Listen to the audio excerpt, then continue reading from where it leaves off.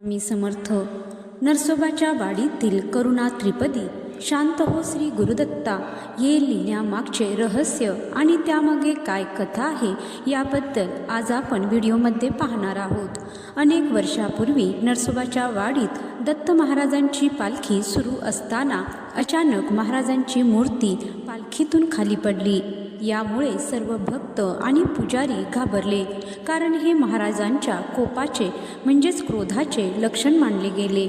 या संकटावर उपाय शोधण्यासाठी सर्वजण टेंबे स्वामींकडे गेले. स्वामींनी कोणाचेही काही न ऐकताच सांगितले की त्यांना आधीच दृष्टांत झाला होता.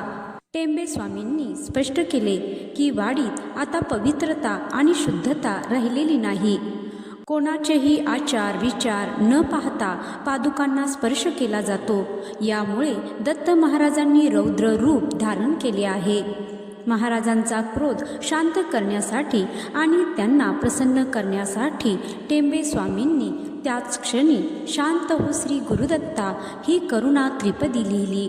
ही केवळ एक आरती नसून महाराजांना शांत करण्यासाठीची केलेली एक करुण विनंती आणि पश्चातापाची प्रार्थना आहे.